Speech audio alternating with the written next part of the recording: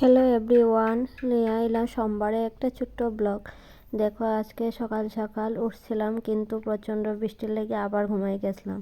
মাম্মামের পাপা প্রায় 5:30টার সময় উঠা ডিউটির লেগে বাইরে গেছিলো, তখন আমার ডাক দিছিল।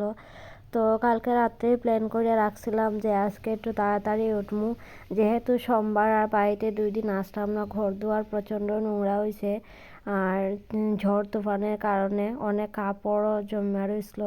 যেহেতু গেছিলাম ঘুরতে, তার জন্য কিন্তু আরও কিছু কাপড় ময়লা হয়েছিল।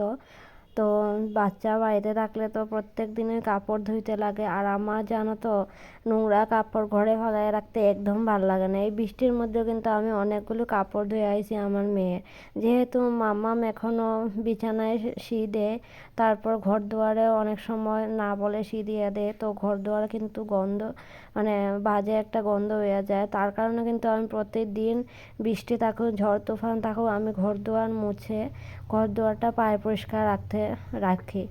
তো আজকেও সেম, আমি সকালবেলা উঠলাম, উঠতে দেখি এত বৃষ্টি দিতেছে, তো কোনো কাজ করার ক্ষমতাই আসলো না। এই বৃষ্টির মধ্যে কী করে করবো, তার মধ্যেও কিছু কাপড় চোপড় ধুইয়া দিছি, কাপড়গুলো শুকাইতেও পারছে না, আবার বৃষ্টি আয়া পড়ছে।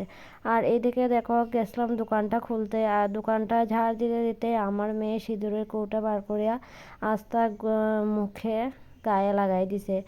ও জানো তো, আমি যখন সিঁদুর দিই ওকে সিঁদুর দিয়ে দিতে লাগে, আমি মুখে ক্রিম মাথায় তেল দিলে ওরও কিন্তু সব কিছু দিয়ে দিতে লাগে, নাহলে কান্নাকাটি শুরু করিয়া দেয়।